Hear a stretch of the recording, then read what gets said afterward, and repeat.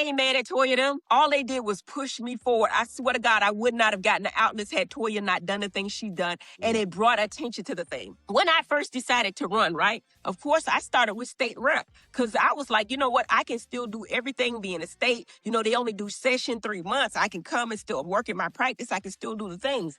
But when I launched it, my business savvy and my business platform tells me that, okay, if I'm going to launch it on the show, and I know, you know, I produce this, I understand that in order to have more screen time, if I make Quad my campaign manager, they gonna show it.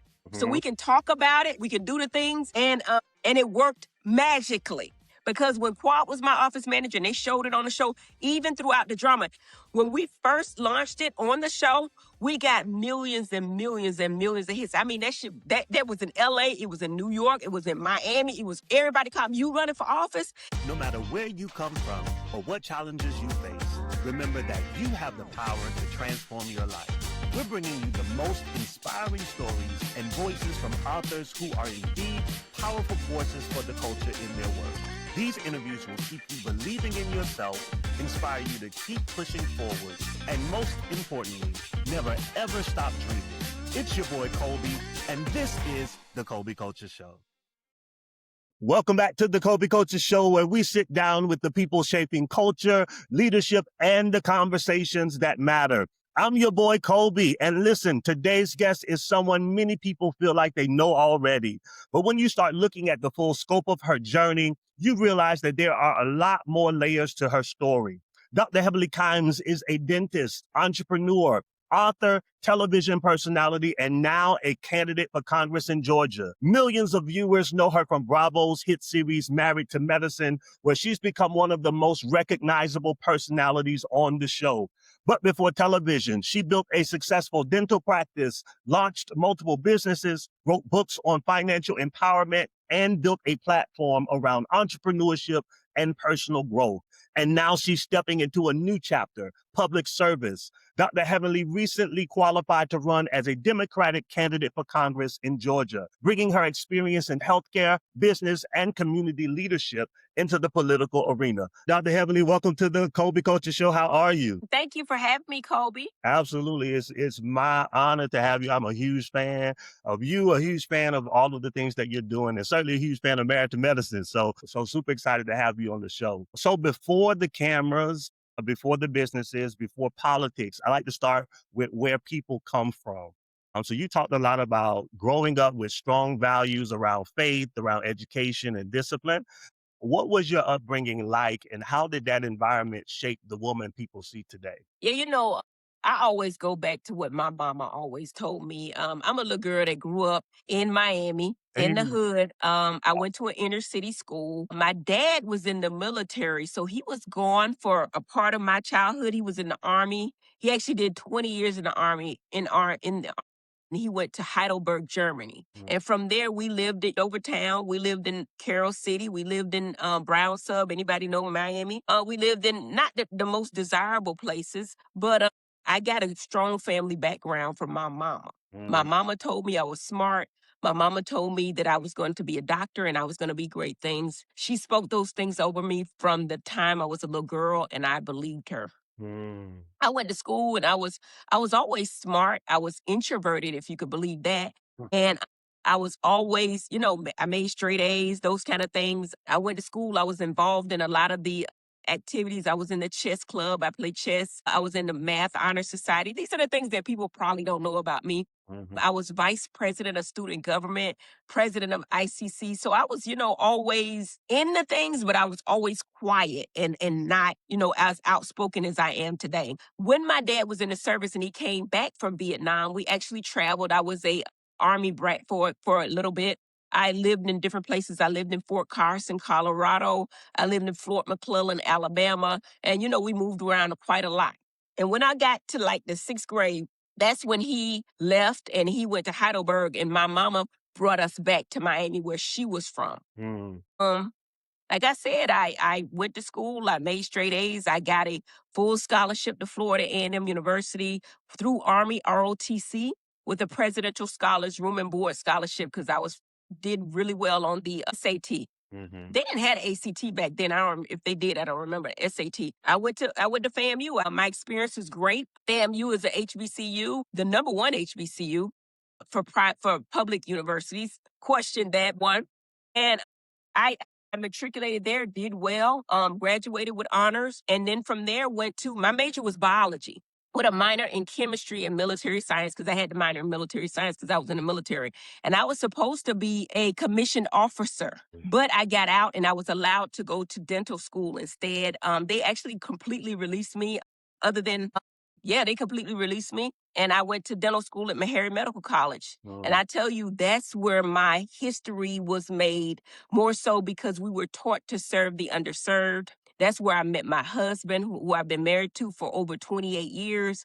And that's where I started my family. It all started at Meharry Medical College in Nashville, Tennessee. And fast forward, my husband went to residency. We got married. He went to residency first at UT Memphis and then at Emory here in Georgia, in Atlanta, Georgia, with Grady Hospital. And we stayed here. And I tell you, my childhood, I always tell people I was on the free lunch.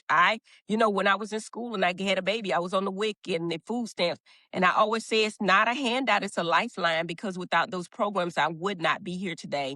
And I always talk about the federal loans and the federal grants because when I went to dental school, we got the Pell Grants and stuff like that, but we took out federal student loans. And without those federal student loans, I would not be here today. There's no way I could have afforded it. But I also will say that I came out, me and my husband both came out with over $250,000 worth of loans. My point is, I understand the struggle, but I also understand the solution, Colby. So Yeah. that's my background. Yeah. And was there a moment growing up where you realized that you had a voice that people listened to? You know what? I always believed my mama. So my mama told me I could do anything, and I believed it. Like there was nothing that I could not accomplish. I knew that I was going to marry a great man. In fact, I was one of the people from old school Oprah that had a vision board, and I had everything on it that I wanted in my life. I mean, down to the houses, down to the cars. And that's why I say your faith base and believing things and putting it, making it plain, writing it down, there's some power to that. Anything and everything right now that I ever wanted to do, ever wanted to have, came to fruition. I've done it all. And I'm not giving you a Martin Luther King speech. I always say Martin Luther King speech, because, I've been to the mountaintop, but I still got a ways to Yeah. go. And I just feel like my life has been so blissful. So I feel like I've been so blessed that I don't have a choice but to bless others. Yeah. Yeah. I love that. And do you think that that early foundation prepared you for the public life that you have? I think that all of the things that happen along the way, including, the medical school and doing the speaking events and being the vice president of student government and being involved in the community, and also married to medicine. I got training like none other. I've always had thick skin. I've always been very confident in myself because of God. It don't come from me. It comes from confidence. Married to medicine has been training for this, and a lot of people think it's bad, but it's actually pretty good because I'm not afraid to speak up and speak out, but I also know how to work behind the scenes and make sure things get done. Yeah, yeah. And you chose dentistry as your profession, which is a path that requires serious discipline and years of education. What first drew you to dentistry? Well, my major was pre-med. And Mm. my mom always told me I was going to be a pediatrician. I remember from the time I was 4 years old, she said pediatrician. I couldn't say it. I dang sure couldn't spell it. But when I started college, my major was biology, pre-med. But there was a dental recruiter that came. His name was Otis Maxwell. I can remember his name. Otis Maxwell, and he came from Meharry Medical College.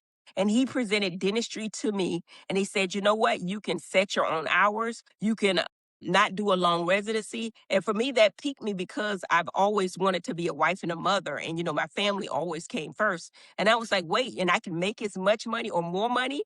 And I could do all of the things I want to do because there was always a multifaceted thing where I wanted to do a lot of different things and not be held down to one thing. So dentistry allowed that. I didn't have to do a long residency. I could be a wife and a mother. And then a lot of people don't know I can draw really well. I'm a good artist. And with dentistry, it's an art as well as a science. So I kind of fell into that field and always did well because it was made for me.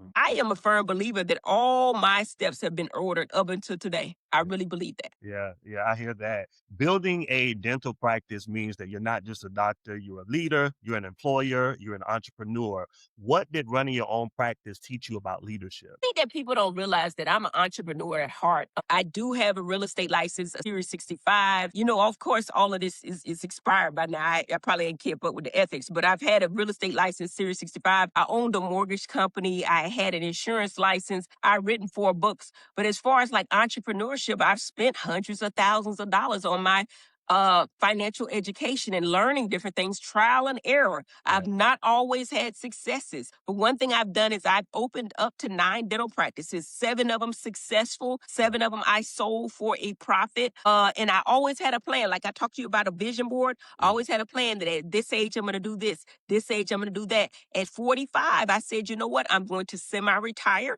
I'm going to sell all my practices, and then I'm going to open one practice and just have that. And I'm telling you, just like I write it, I go by it and I plan towards it. And mm, now I have one practice in Duluth. We do cosmetic dentistry and I love what I do, but I still only work 2 days a week, part mhm. time. And I'm able to do all of the other things, including being a great wife to my husband. Yeah, yeah, and now for many people, their introduction to you came through Married to Medicine. The show has become one of Bravo's most successful franchises, and you've become one of the most talked about personalities on it. When you first joined the show, did you have any idea how much it would change your life? No, to be honest, I never thought that I would ever be on reality TV. It was a big conversation from the very beginning. The Mhm. first season, I actually turned it down. But my husband, when they came back, the producers came back and they called me and they said, hey, we're looking for somebody just like you. They like the big houses, the nice cars, and that kind of thing. That's what Bravo is. My husband was very instrumental in me doing the show. Contrary to popular belief, he is reserved, he is laid back. But when the opportunity presented itself, he said, you'd be great at it. Heavenly, you're quick witted, you're smart. And I ain't gonna lie, I produced that show. And Wow. I'm telling you, it's entertainment. And we have a good time. But you know what? The drama sells. I always understood business. I understood what the call for the moment was, and I understood what the assignment was. And I think I did that job very well. Entertainment, like no other. And we just finished season 12 of the show. Who would have thought a decade later we would still be doing reality TV? I know I didn't. I did not. I Yeah. didn't. When Mariah knocked on my door the first day and came in with them shoes on, I never thought that this would be here today. I would have never thought that. Shout out to Dr. David and shout out to Mariah and them shoes. What surprised you most about being on a show that millions of people watch? You know what? To be honest, and I may sound naive when I say this, it wasn't until I decided to run for office that I really realized how famous we were. Mhm. I never thought about it because, I'm a homebody. I go to work and I come home. Of course, a lot of my patients have heard of the show because that platform has brought people in and they love the show. But when I went to the CBC for the first time, and Mhm. I'm going to tell you, I've been politically involved on the outskirts. I understand a lot of things. Me and my husband have thrown a lot of fundraisers at our home, for different candidates and such. But when me and Quad went to the CBC, I'm gonna tell you, I didn't know a lot of the politicians. I did not know all of the Congress people and such. And it's the Black Congressional Caucus, right? So every Black congressional person was there with their chief of staffs and such. I didn't know them, but them people knew me. I Yeah. promise you, all the kids, everybody was there, and it was kind of I'm not gonna say unfortunate, but probably not well looked upon that people were getting out of the lines with the congressional people to take pictures with me and Quad. So I don't know how that was received, but I didn't realize how famous we were. And I'll tell you this. When I first decided to run, right? Of course, I started with state rep because I was like, you know what? I can still do everything being a state. They only do session 3 months. I can come and still work in my practice. I can still do the things. But when I launched it, my business savvy and my business platform tells me that, okay, if I'm going to launch it on the show, Mhm. and I know, I produced this, I understand that in order to have more screen time, if I make Quad my campaign manager, they gonna show it. So Mhm. we can talk about it, we can do the things, and it worked magically. Mhm. Because when Quad was my office manager and they showed it on the show, even throughout the drama, and I'm gonna tell you, I ain't mad at Toya them. All they did was push me forward. I swear to God, I would not have gotten the outlets had Toya not done the things she done, and Yeah. it brought attention to the thing. When we first launched it on the show, we got millions and millions and millions of hits. I mean, that was in LA, it was in New York, it was in Miami, it was everybody called me, you running for office and these things. And it was amazing that my pastor one of my pastors sat me down at lunch and said, Heavenly, your platform's too big for this. You need to pray for something because there's something bigger out there for you. And I said, Lord, initially, I'm going to be honest, I did not want to do it. I prayed, I meditated, I fasted with my husband. We did it together. And my husband received confirmation from the Holy Spirit that said, Heavenly, we have to do this. Not just me, but him. He needs to speak up and speak out too for the Black men out there. And he is respected amongst his fraternity, amongst men. And we decided to do it. We decided together, and we said we would make a great impact together. Now, he's the laid back and calm down there by, you know what I'm saying? But he backs me up and he supports me like none other. And I'm just excited now. I went from no, I didn't want to do it to God, why me? To God, thank you for thinking of me enough for this task. And I'm doing it like none other. I think that a lot of people underestimated me.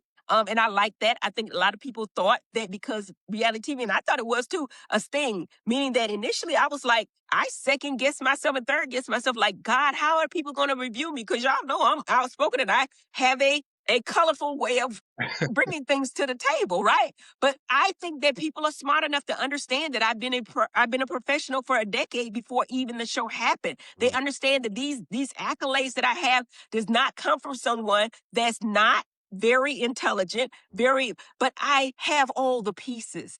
Because if you look at politics right now, 10 years ago, 15 years ago, there probably wasn't a space for Dr. Heavenly. And I'm telling you, that people like Jasmine Crockett and AOC and Maxine Waters and such, they made it transparent because it was just a big old thing that was fake and not transparent. Yeah. And now that they've opened up the door to see what politics always has been, but people did not know, then it opens up a room to say, hey, you know what? I think a Dr. Heavenly is needed per Candy Burris.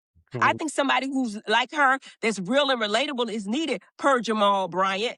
I need somebody that's going to be real and relatable. I think you're the one for the job. Her Contessa Metcalf and me and her wasn't even getting along at the time. She said, you're one of the smartest people I know, Heavenly. So I'm thinking, who better? Who better? I can't think of anyone. Yeah. Yeah. I love that. Let me ask you something honestly, because a lot of people know you from Married to Medicine. They've seen the arguments, they've seen the drama, they certainly have seen the personality, but reality television is edited television. It's not Absolutely.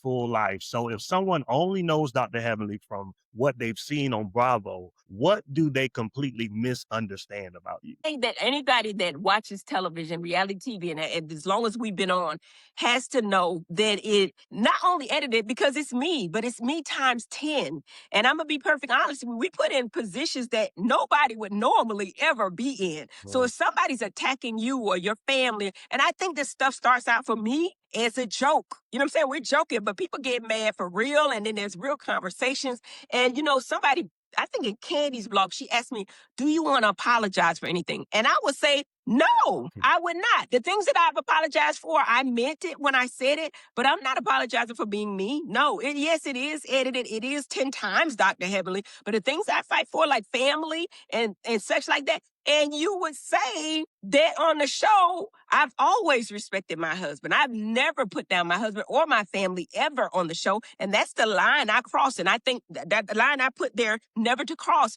And I think that, people are upset that I never crossed those lines. So now they're real and they slit their wrists and bled all over the show. But those were my priorities. That was my prerogative. Just like Dr. Jackie does not come off her, what you say, her high horse. She does not come off her chariot to throw tomatoes with us. She does not do it. And I think that's her prerogative as well. And I respect it. So if you choose to do certain things, and I chose to do certain things that I'm probably not proud of, but if you can't fault me because you did them. Yeah. Yeah. And being on a platform like that means millions of people are watching your life unfold. How intentional have you been about using that visibility to grow your businesses and expand your voice? It's been very intentional. I do understand that the reason we've been on so long is because of the drama. I do understand that a lot of people don't agree with the drama parts, but I think that people are smart enough to realize that that's television. That's entertainment. The people on the show are great. I mean, the doctors are leaders in our community. Atlanta is a mecca of Black professionals. And I'm going to tell you this because I get it from a lot of doctors. They say, oh, I would never do their show, right? But every one of them I talked about with the opportunity to do it changed their freaking minds Mm, really quickly when the opportunity presented themselves. So I just say that to say this, that God has ordered my steps, and I think He's pulling unlikely individuals out to let His people know that they have not been forgotten. I'm not likely to do this. A lot of people say I'm crazy to do it because it's not a financial come up for me, and I'm not here for a title like some other people. A lot of people are in politics for a step up. You know, it's a chain where they go from state rep to da-na-na, to da-na. I'm not here for that. I'm here for my people and my people only, to bring a voice from District 13 to DC to get the resources and bring it back to my community to help Black community. That's the only reason I'm here. yeah, I love that. And so you've also spent years teaching entrepreneurship. Your books and platform, Business Credit with Dr. Heavenly, focuses on helping people really understand how to build financial independence through business credit.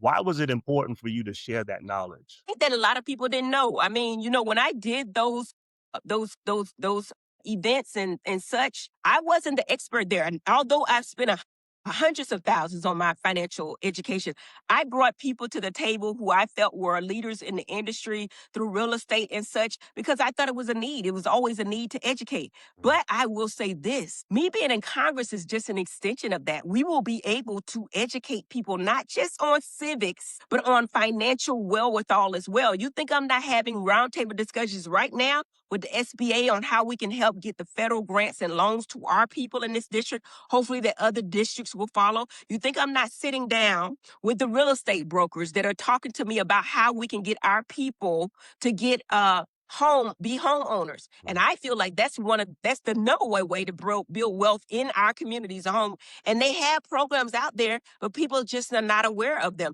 And a lot of them are redlined to be down payment assistance and such in certain areas. But what I teach people is get them houses, mm. get them, live in them 3 years, rent them out, and start something else. I tell people to work and get a day job, a night job, and do not depend on your businesses until they've been well established to stop working. I Yeah. tell people when they do get the business loans after going through and understanding how to give them and having the relationships to get enough money for 5 years. Because the problem that most people have in business is that they don't have enough money to sustain them.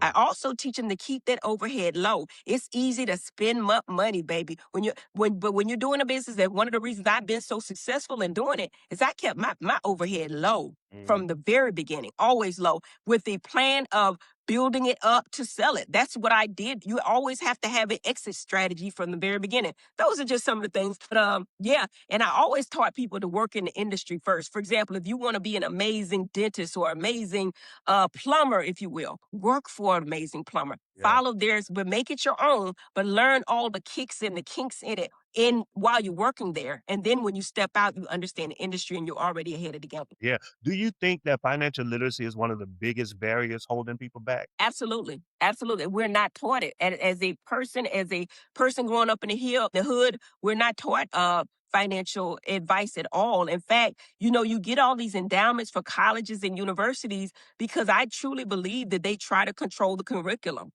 and what you can learn and what you cannot learn. You have to almost go outside of the a school system to get real education and financial education.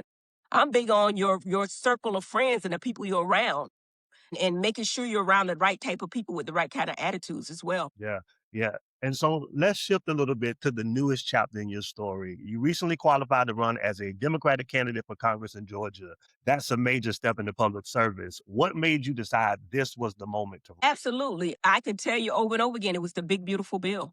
It was the big, beautiful bill. I've said it from day one. I understand insurance because I have an insurance license. I understand medical insurance because I've been practicing as a provider for over 25 years. I understand it. My husband understands it. And we see firsthand people that cannot afford their medical bills. They can't afford their medical insurance. They cannot afford their prescription drugs. This is not in theory. We've seen thousands of people ourselves. And when that big, beautiful bill passed and we understood it and saw it, we knew that people were going to die. And that was the calling there. And not only that, our congressman said nothing. He gave us nothing to transition with, no roundtable discussion, no town hall to tell the people, you're responsible for these people. And you did nothing. I got tired of complaining. I said, you know what? God, if I'm going to, you know what? I'm going to do something about it. I'm going to step up and step out like never before. And just like I'm doing for everything else, just like I've done for dentistry, just like I've done for reality TV, I'm gonna do the best job I can do with this job here, and I'm the one for it. And it ain't about the money like other people. It's about the money, and that I think they pay you some money. It's a step down for me, so it's not about a title. It's not about a money. It's about really caring for your people. I've been in this district 25 years. 25 years. These people are more than my patients. They remember me before reality TV and all the initiatives we did, the give backs and the turkey drives and the COVID testing and all that with my husband. And they remember Heavenly Dental Associates before I sold it. And now I'm smiled by Dr. Heavenly. But these people know me. This is my district. I've had a practice in every county in this district. I given back to every county in this district. They know me before reality TV. God made this district for me. And I honestly think my steps were ordered. And this is a calling that I have to do. I don't have a choice. Yeah. And for people hearing about your campaign for the first time, what are the issues that matter most to you and your platform? Well, absolutely. It has to be affordability. People are struggling right now inside my district and outside. I don't know if you've seen gas prices, but they actually have risen over 30% Yeah. due to the tariffs and such. The wars right now, billions of wars. Our kids are hungry. That Title One lunch is sometimes on the only lunch or meal that the kids get right now. People they're struggling. They don't have houses. People have come in our district, big corporations that bought up properties and then rent them out at a rate that the people cannot afford to live where they work. So that's a big issue, affordability. But like I said before, healthcare. We already talked about healthcare in the big, beautiful bill. But not only that, when you look at the bill, the Peach Care for Kids takes care of the babies under 18. Medicare, not enough on each end of it, take care of the elderly. But between 18 and 24, you have to keep a job. Now, don't get me wrong. I think that any man or woman that's able-bodied should work. I mean, that's biblical, right? But it can't be a blanket put on all people because there are people that are autistic. There are people with mental health challenges that cannot hold down a job. What are they to do not without medical coverage? Yeah. Meaning they die or you flood the ERs. My husband worked in the ERs for over a decade. You understand? You flood the ERs on stuff that could have been preventable. I'm a dentist by trade. I understand that periodontal disease is a problem. Over 70% of the population over 45 have periodontal disease. This disease causes heart bacteremia, strokes, Alzheimer's diseases, Alzheimer's disease. You can get cancers, different kind of cancers. Being edentulous can cause all kind of gastrointestinal problems. Now, the insurance pays for the stroke, but why not pay for the things that prevent these things, periodontal disease and coverages and stuff like that? We say make the ACA permanent. I said that before, but you got to expand that Medicaid so that real providers, great providers will take that insurance so everybody's covered. Medicaid for all, everybody should have insurance. Other countries have it. We're the richest country in this world, and it ain't never been because we didn't have the money. Because if we could find $1 billion a day for a war right now, we got the money. It's just what we choose to do with it. When I'm in office, when I'm bringing resources back to our community, we will get those federal loans. We will get those federal grants, and I know how to do it. I have the negotiation skills. I'm going to work across the aisle. I'm friendly. I understand. I have enough charisma to make this happen, and I'm going to work with people on both sides to make sure we bring the resources back to our people. Yeah. What do you believe people in your district need most from their next representative? I think that I know. I've been to every part of this district, and every part says the same things. I spoke to the people that are 81 years old and older. I can remember a lady named Miss B. I said, Miss B, what's most important to you in this district for your congressional person, your congresswoman to do? She said, Heavenly, it's real simple. She said, when people get these jobs, they leave us and you never see them again. Because when you have an incumbent in office, it's a 94 to 96% chance that they will stay in office because they're incumbent. They have more money. They have more resources than everybody else, right? They say they leave us and we never see them again. They're not doing town halls. They're not talking to us. And people have to realize that these positions are positions of service. We're supposed to represent them, not what we think. But we're supposed to ask them what they need and come up with a solution. I always say I'm a doctor and I understand pain points. But a lot of times when you're asking and you're going over medical history, people tell you what's wrong with them, but also they give you the solutions. I've talked to veterans, which there are a lot of veterans in our community. There's over 480,000 veterans in the state, many of them homeless, many of them with mental health disparities. Many of them, don't know where they're at, have disabilities. And I went to the veterans. I spoke to them. I went to their programs. They say, Heavenly, we have a problem here because this is not a handout for us. It's America's promise. But Mhm. we have army bases right here that they can actually put a small amount in and renovate them because they're nobody's living there. It's abandoned. And we can have homes right here. We can have tiny homes made. You know those houses that cost $10,000 and put our people somewhere. We are supposed to take care of our veterans. They fought for us. We would not live the lives that we live today without veterans. So Yeah. why not take care of our people first? Yeah, yeah. Listen, whenever someone from outside traditional politics decide to run, there are always critics. Some people say Absolutely. she's a reality TV star. What does she know about Congress? What do you say to people who question whether you belong in the room? Would say this, watch me work. You can hear me speak. You understand that this is not rocket science. I always say, you know what? I didn't go to law school, but I'm very smart, right? I went to dental school. I'm a doctor of dental surgeries. I have more credentials than everybody because not only do I have a doctor's degree and I talk firsthand to patients, I understand insurance, but not only that, I'm the perfect package because I'm also a business person. So Mhm. I understand that the businesses are the backbone, small businesses are the backbone of any community. I understand the red tape that goes on. I think that I'm the perfect candidate because I'm not from politics, because I'm not an attorney, because I went to dental school and I went to dental school. But more importantly,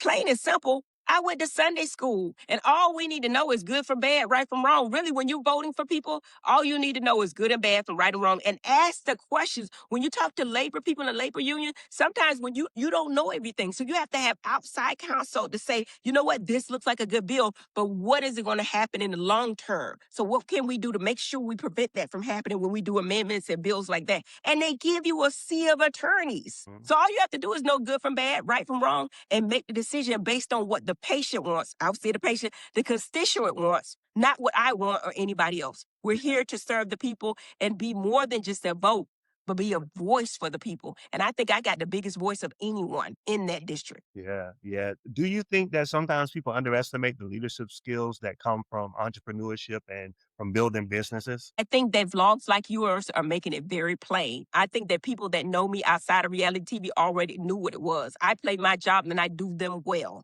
better than none other. And I'm going to do this job well. And I've been on almost 60 vlogs just like yours. I've been on Candy. She has millions. I've been on Jamal Bryant. He has hundreds of thousands. So I'm getting this out to probably 30 million people. Nobody has the resources to get the issues out like I do. And when you bring attention to something like Jasmine Crockett did, there's a need to bring attention. When you bring attention to something, now they're obligated because other people can't stay in office if they know what's wrong and they still continue to do not the right thing by the people. So that's where I come in. Listen, this is the problem. The world knows the problem because I done put it out there. What are y'all gonna do about it? Yeah. That's where Dr. Heavenly comes in, and nobody can do it like me. And I'm looking at them politicians that are on the ticket. If you're satisfied in what's going on in your district and you feel like you got enough money, stick with them. But if you're looking for something better, if you're looking for somebody to stand up and stand out for the people and bring resources like never before, I used to joke and say, come to Death Row Records. Come over here. Cause I got you. And y'all know me. Y'all know me. It ain't like I gotta talk about my residency that I moved here for somebody else, somewhere else to. I've been here. Y'all know me. And I'm an African American woman. And I'm gonna say this boldly. It's going to be the Black woman that saves this country. Yeah, yeah. So good. Respect her. Stand with her. Don't tear her down. Stand with her at all costs. Other Black women, the 92%, I'm talking to you directly. Don't let that reality TV fool you. I could not be here and do the things that I've done without being brilliant. And I'm going to do this job brilliantly like none other. And I've been called to do this. I know for a fact that I'm called by a higher power to do this. And I do not have a choice in it. I'm obligated to do. Something people know or often notice about you is how openly you talk about faith and about trusting God's process. You built businesses, navigated television, raised a family, and now you're stepping into politics. So when you decided to run for Congress, was that a strategic decision or did it feel more like a calling? Lily, you already know the answer to this Yeah. question. It's absolutely a calling. I never thought I would be here. I never thought I would be here. I'm telling you that God is calling people from unexpected places, and you have to be obedient. You have to be obedient. And God has revealed to me quickly, Like to me, even in this candidacy, I would tell you initially, I ain't know nothing about birthing no babies, anime. I did not know anything about politics. I didn't know how to get it. I didn't know who to do what. All I started out with was my PR. And from my PR, and when I put it out there and I did that, the people came. Some of them were good for me, some of them weren't. But I'm telling you, God gave me everything when I needed it. No day later, right on time. God has always revealed himself to me right when I know. And I'm telling you, when it happens, I'm like, my God. He's revealing himself plainly to me every day. And I'm gonna tell you the best part, one of the best parts of this candidacy is I visited probably teams of churches. And I've seen all kind of preachers speak. And I'm telling you, they speaking it to me. They praying over me in the holy language. They're telling me, and they're building me up even further. And all of them say, Heavenly, there's something special about you. You've been called to do this. Yeah. And they're supporting me. Even churches that say, you know what? I usually don't pick a side. They're letting me speak to the congregation. That's the kind of movement we got over here in Georgia's 13th district. Yeah, yeah. I always like to end with something simple. If someone's watching this right now and they feel called to leadership, whether that's in business, community work, or politics, but they're intimidated by the process, what would you say to them? My answer would always be the same. Get in your faith. Start reading your Bible, pray, meditate. God will reveal it to you. I'm telling you, if it's for you, God will show you like none other. I mean, I talked to Dr. Jackie. She said, you ain't scared. You're doing the things. What if God be for me? What can somebody else say? And they've said it. But the more they say it, God keeps blessing me more, giving me more resources. Well, that's how God does. And to me, it's plain and simple. When God's behind you, he'll show you. And I tell you, if you are called to do something, don't be afraid. Don't listen to nobody. Because a lot of times people go with their insecurities or what they think or it's a new time, Jack. It's a new time. So if God put it on your heart to do it. Do it. Be transparent. Be a person that follows the orders of God. Be obedient. And God will bless you beyond measure. Yeah. I don't even worry about it. I know I'm blessed. Yes, you are. Yes, you are. Dr. Heavenly, thank you for joining us today and sharing your story. This conversation was about much more than television or politics. It was about purpose, about growth, and stepping into new chapters. Can you tell people how to stay updated on all that's happening? Absolutely. If you want to find your voting poll, if you want to find my policy, if you want to find anything, go to my website, Dr. Heavenly for Georgia. It could be the number 4 or the word 4. Either way, we got both sites. I understand marketing. Go to Dr. Heavenly for Georgia. Please follow me on all my platforms at Dr. Heavenly for Georgia. Like, subscribe, comment, helps. Make sure you follow me on Dr. Heavenly on all platforms, Instagram, Facebook, Twitter, LinkedIn, TikTok, all of the things. We're on all those platforms putting out information. Make sure you guys get up and register to vote. The last day to register for this election is April 20th. Get there early. Register early. Don't wait till the last minute. And early voting starts April 27th. If y'all haven't learned anything from what happened in Texas, get out and vote early because you can go to any precinct within your district, right? The voting date is May 19th. Early voting starts April 27th. But on May 19th, you have to go to a specific district. So a specific voting poll place, which is difficult. Because like happened in Texas, they changed the polling places and then the website crashed, so people didn't know where to vote. So don't let that happen to you. Early vote, vote by mail, do the absentee ballots, but get your vote in, and I'm asking for your vote. Vote for Dr. Heavenly Kimes for Congress, District 13. Family, make sure you follow Dr. Heavenly's campaign journey and everything that she's building. This is the Kolby Kulture Show. I'm Kolby, and we'll see you next time. Peace.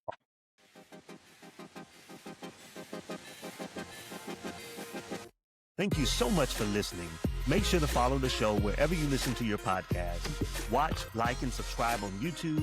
And please feel free to give us a 5-star rating. See you on the next one.